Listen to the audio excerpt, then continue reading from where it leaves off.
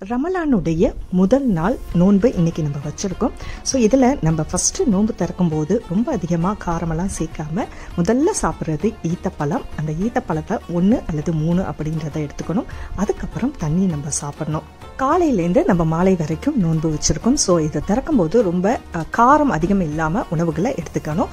மிதமான உணவுகளை சாப்பிடும்போது நமக்கு வயிற்றுக்கு எந்த பிரச்சனையுமே இருக்காது. நோன்பு திறக்கும் போது உடனடியாக நம்ம காரங்களை அதிகமாக எடுக்கக்கூடாது.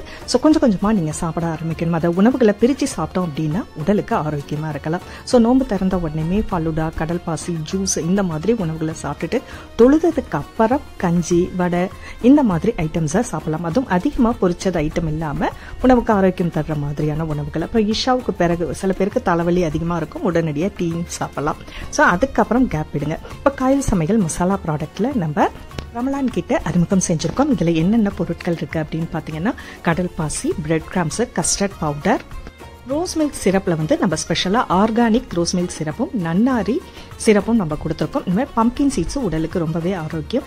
சன்ஃப்ளவர் சீட்ஸ் இதை மைல்டாக நம்ம வறுத்துட்டு அப்படியே கூட சாப்பிடலாம். இல்லைன்னா ஃபலூடா இந்த மாதிரியான மிக்ஸ்க்கு மேலே தூவியும் நம்ம சாப்பிடலாம்.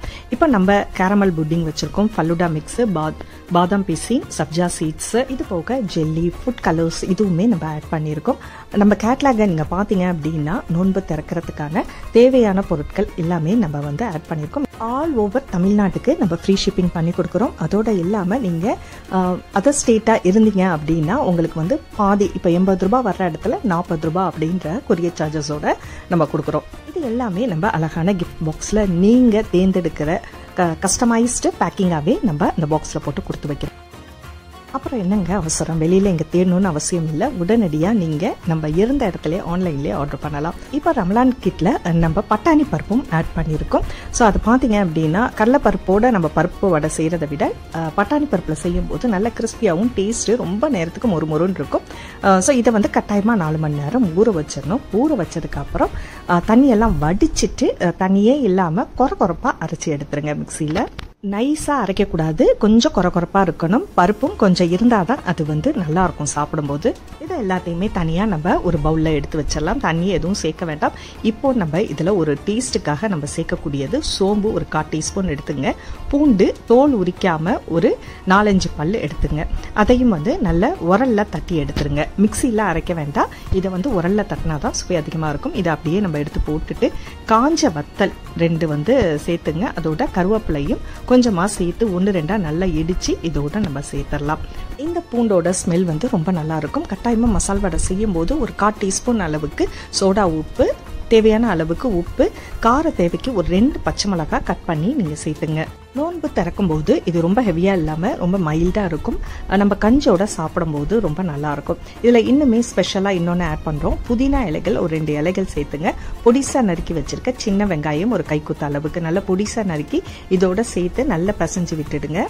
ஸோ பெருங்காயத்தூள் விருப்பப்பட்டால் நீங்கள் சேர்த்துக்கலாம். இது கூட நம்ம மாசியும் சேர்த்துக்கலாம். இந்த மாதிரி ஒவ்வொன்றும் நம்ம இது வந்து பிளெயினாக செய்யக்கூடிய மசால் வடை. இது கூட நீங்கள் கீரை பொடி அப்புறம் இல்லை மாசி தூள் இப்படி செய்யும்போது டேஸ்ட்டு கொஞ்சம் மாறுபடும். இதை வந்து அப்படியே தட்டி உள்ளங்கையில் ரொம்ப அழுத்தம் கொடுக்காம அப்படி மேலாப்பில் வச்சு அழுத்தி எடுத்துட்டிங்கன்னா பருப்போட ஷேப்பில் பர்ஃபெக்டாக உங்களுக்கு வந்துடும். நோன்பு திறக்கும் போது நம்ம முன்கூட்டியே எல்லா பொருட்களும் செஞ்சு ஒரு நேரத்துக்கு முன்னாடியே ஐடியா பண்ணி வச்சிட்டோம் அப்படின்னா ரொம்ப நேரம் அடுப்படில் இருக்கணுன்ற அவசியம் இல்லை. எவ்வளவுக்கு எவ்வளோ சிம்பிளாக நம்ம உணவுகளை சாப்பிட்றோமோ அது வந்து ரொம்ப எளிமையாக இருக்கும். நோன்பும் மற்ற அமல்கள் செய்கிறதுக்கு நமக்கு நல்லாயிருக்கும். எண்ணெய் சூடானதுக்கு அப்புறம் அடுப்பை ஸ்லோ ஃப்ளேமில் வச்சுட்டு ஒவ்வொரு வடையாக போடுங்க. அதை போட்டுட்டு உடனே திருப்பி போடாதீங்க. ஹை ஃப்ளேம்லேயும் வைக்காதீங்க. கொஞ்சம் மீடியமாக வச்சுட்டு நல்லா பொரிஞ்சதுக்கப்புறம் எடுத்துருங்க. இடையில ரமலானோட கேள்வி வந்து நம்ம கேட்டிருக்கோம். ஸோ அந்த கேள்விக்கு சரியான பதிலை நீங்கள் எனக்கு வாட்ஸ்அப்பில் 9030386066க்கு மறக்காமல் அனுப்பி வச்சுடுங்க. அனுப்புறதுக்கு அப்புறம் இந்த வீடியோவுக்கு கீழே ரமலான் பதில் 1 அப்படின்றத மறக்காம கமெண்ட் செக்ஷன்ல சொல்லிடுங்க. ஸோ இதில் மூலமாக ஒருத்தவங்களை குழுக்கள் மூலமாக தேர்ந்தெடுக்கிறோம். அவங்களுக்கு சிறப்பு பரிசு காத்துட்டு இருக்கு. உண்ணுங்கள், பருகுங்கள், வீண் விரயம் செய்யாதீர்கள். அடுத்த ஒரு இன்ட்ரெஸ்டிங்கான வீடியோவில் சந்திப்போம். நன்றி.